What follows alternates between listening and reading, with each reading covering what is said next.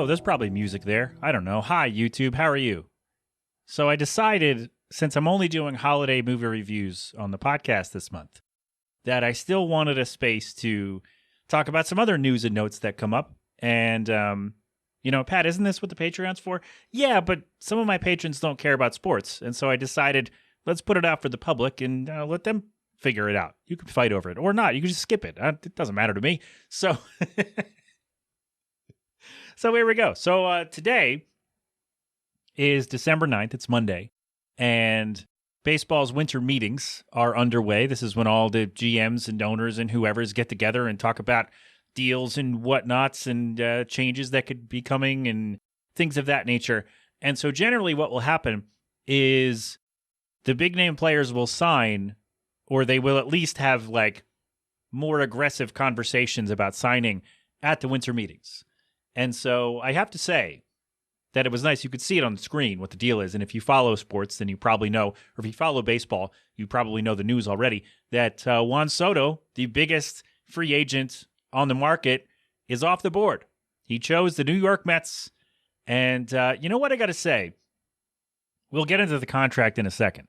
But I got to say, I'm going to shout out Juan Soto and Scott Boras, his agent, for making this deal happen before the winter meetings, because now, like every team, there were a couple teams that were in on Juan Soto. The Yankees were in, the Dodgers were likely in, the Red Sox were in.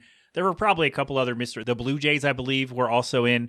And so there were teams that were waiting for it. Like not every team was realistically in on Juan Soto, but when you have a big name like this, the teams that are bidding on him will have to wait to address other needs until he signs somewhere. So if you say, hey, if you're the Blue Jays and you say, okay, we're looking at Juan Soto, but we also need a pitcher or whoever, you got to wait 5 weeks for him to make a decision and he doesn't pick you. Well, the pitchers that you wanted may already have signed somewhere else. And so I got to say, bravo to Juan Soto and his people for doing this before the winter meetings and not making other teams worry about it, because now it's like, oh crap, we didn't get Juan Soto, but we still have a couple months to get our ducks in a row and get the guys we want and go after those guys. So now we can pivot and prioritize the people who won't cost us $765 million, and we're going to be okay, hopefully. So that's the goal. So I like that this is, like, now this is going to start the domino effect, as they say, and now the biggest name's off the board. So you could say, okay, whether or not you had a realistic chance of getting him, now that pursuit is over, and now you can turn to, I don't know, Rory Sasaki from, what's the Japanese team called? I don't know, but he got posted. So the window to speak with them, to negotiate with them, actually is tomorrow. It runs from tomorrow through January 23rd. So good luck, everybody else. Whoever's going to get him is going to handle that. So yeah, Juan Soto chooses the instead of the Yankees. He is, it's a 15-year deal, $765 million. That is an insane amount of money. Let's be real. That is crazy. But the Mets owner, Steve Cohen, he has said, maybe he hasn't said this outright, but he definitely has more money to burn than a lot of other people do in the space.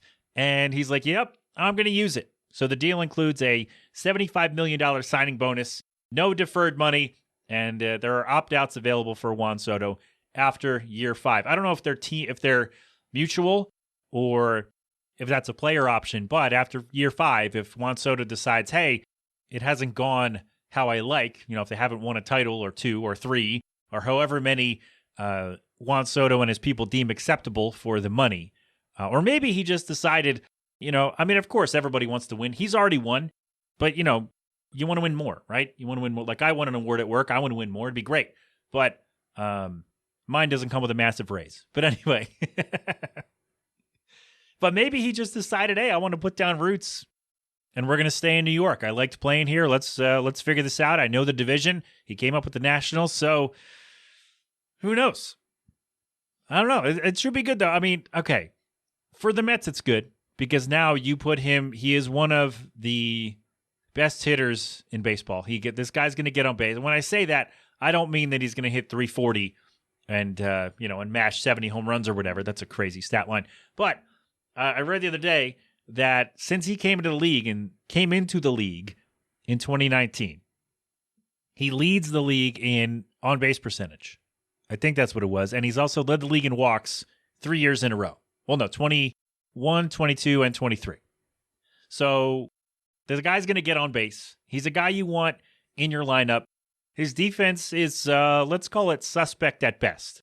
And but look, when a guy can get on base and get enough big hits as Juan Soto does and can, then you can overlook shoddy defense in the outfield.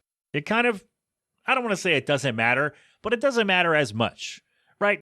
Like you're going to overlook that he can't really play the right field, play the outfield, because he can get on base and he can set the table and he can help your team win games, despite being a not so good defender.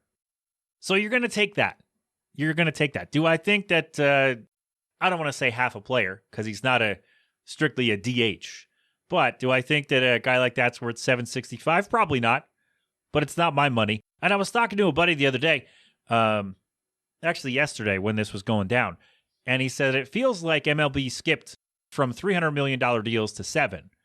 And he's like, where did 4, 5, and 6 go? And I looked it up, and an MLB.com piece from December 7th said the top 10 richest free agent deals. And this doesn't include when Mike Trout signed his extension for $425, whatever it was. And it's the number one is, well, as of the 7th, was Shohei Ohtani, $700 million. And number 2 was Aaron Judge, $360. So they literally did go from $300 plus million deals to 7. So they just blew right past 4, 5, and 6 and went to 7. And now, like, you're not going to go lower. Like, Juan Soto wasn't going to sign for less than Shohei Ohtani. Even though, you know, we can argue if you want Shohei versus Juan Soto, who is better, who you'd rather have, whatever. We can have that argument. There was no way Scott Boras was going to let his guy be lower than the last guy. That's just not the way Scott Boras operates, right? You're going to get the most money, then I'm going to get the most money. It's going to be great.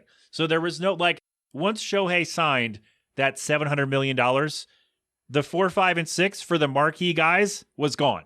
It's going to be 7 or it's not going to happen.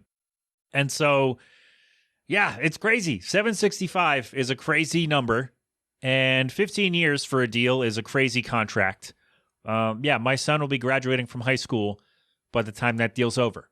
So, yeah, that's just put that into perspective. But Juan Soto could opt out after 5 years. So say he spends 5 years with the Mets. He's 31 at that time, at the end of the 5 years. He can opt out and be a free agent again at 31 years old and potentially get an even bigger deal at that time. Do you think, here's the question that I have. If, like, say, okay, run with this scenario. Say the Mets win a World Series in the next 5 years. Just pick one, whichever year, pick one.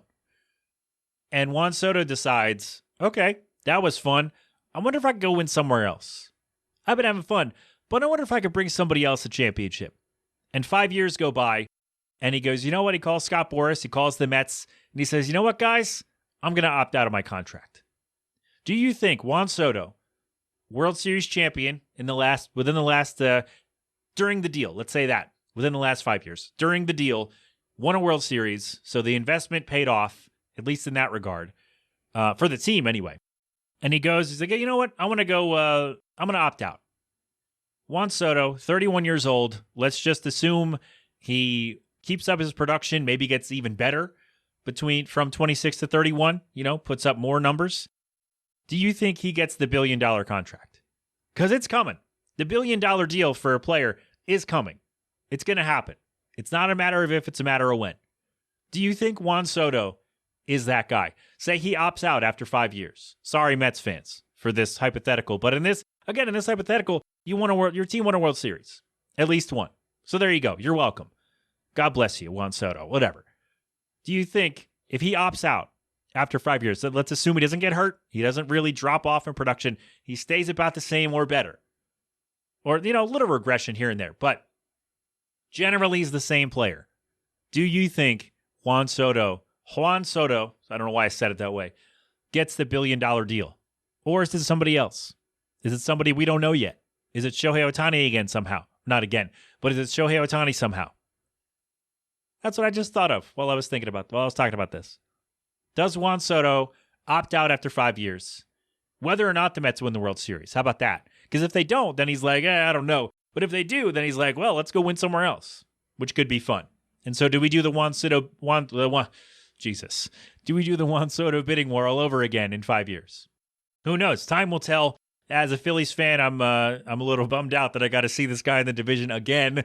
But, good for you, Mets fans. And good for you, Juan Soto. More money than I could ever fathom in my life.